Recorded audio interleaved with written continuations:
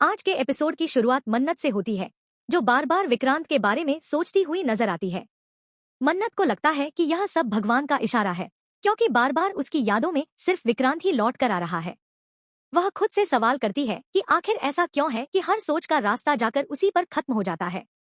क्यों आज भी उसका दिल विक्रांत के लिए धड़कता है? क्यों उसके दिल में अब भी वही दर्द है? और क्यों सब कुछ होने के बाद भी उसका दिल उसी को पुकारता है और उससे फिर मिलने की चाह रखता है? दूसरी तरफ विक्रांत यूवी के लिए केक लेकर आता है, लेकिन यूवी उससे नाराज रहता है और उसे माफ करने से मना कर देता है।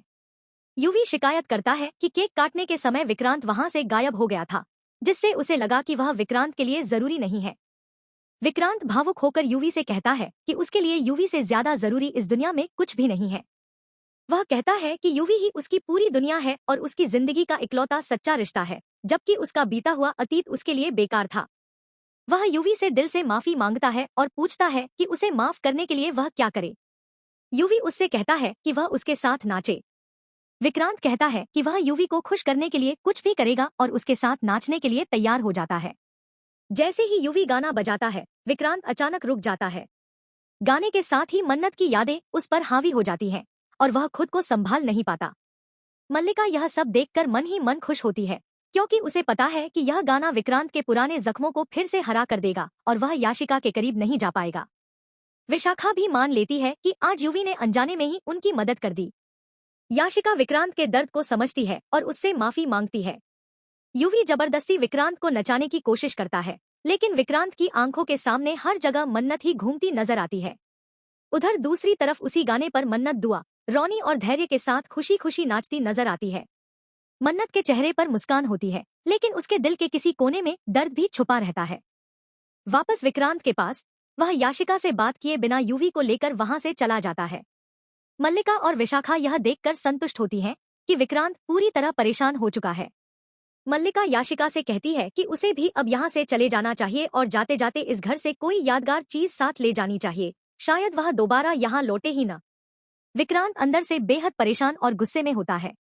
याशिका उसे समझाने की कोशिश करती है और कहती है कि उसने जानबूझकर वह गाना नहीं बजवाया था और उसे नहीं पता था कि इससे विक्रांत को इतना दुख पहुंचेगा। वह खुद को दोषी बताती है। विक्रांत उसे चुप रहने को कहता है, लेकिन तभी याशिका अचानक अपनी तबीयत खराब होने का नाटक करती है। विक्रांत घबरा जाता है और उसे संभालते हुए शांत होने को कहता है। वह उसे यकीन दिलाता है कि सब ठीक है। मल्लिका और विशाखा यह देखकर हैरान रह जाती हैं कि विक्रांत याशिका का इतना ख्याल रख रहा है।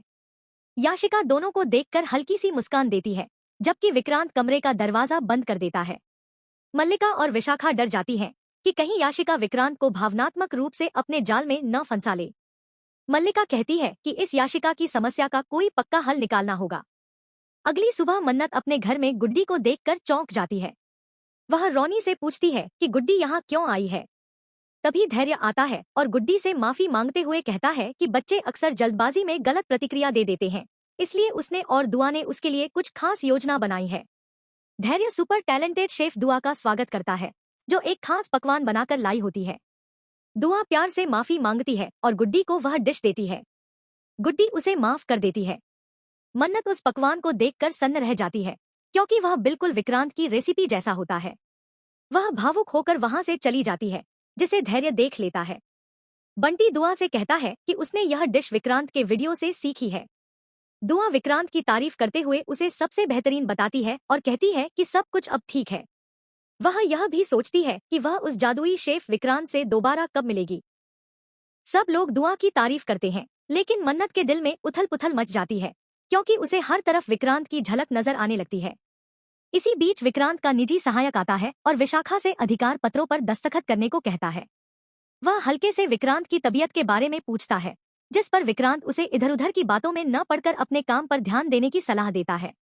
निजी सहायक बताता है कि विक्रांत की नई व्यापारिक साझेदार अर्जू बजाज 2 दिन में भारत आने वाली है और उनकी मुलाकात तय हो चुकी है। यह सुनकर विशाखा गुस्से में आ जाती है और अर्जू को दोष देती है। मल्लिका पूछती है कि अर्जू कौन है, लेकिन विशाखा कहती है कि उसे कुछ नहीं पता और उसे अचानक ऐश्वर्या की याद आने लगती है। वह कहती है कि अगर ऐश्वर्या यहाँ होती तो मिनटों में सारी जानकारी निकाल लेती। वह इशारा करती है कि ऐश्वर्या पिछले 1 साल से छिपी हुई है, जिसका मतलब है कि कुछ बड़ा होने वाला है। मन्नत खुद को संभालने की कोशिश करती है और अपने आंसू छुपाने लगती है। धैर्य यह सब देख लेता है और उससे कहता है कि उसे अपना दर्द छुपाने की जरूरत नहीं है। अगर वह विक्रांत को याद करती है तो यह स्वाभाविक है। मन्नत कहती है कि जिसकी यादें उसके दिल में हैं, वह इंसान अब उसका नहीं रहा। वह कहती है कि दुआ में उसे हर जगह विक्रांत की झलक नजर आती है। धैर्य सच कबूल करता है कि दुआ में विक्रांत की परछाई है, क्योंकि वह उसका जैविक पिता है। मन्नत साफ शब्दों में कहती है कि पिता होना सिर्फ खून का रिश्ता नहीं होता। वह कहती है कि उसका असली रिश्ता धैर्य से है, जिसने दुआ को उसके जन्म से पहले ही अपना लिया, कभी सवाल नहीं उठाया और हमेशा एक सच्चे पिता की तरह उसकी रक्षा की। मन्नत को पूरा यकीन है कि दुआ की जिंदगी में विक्रांत की कोई जरूरत नहीं है।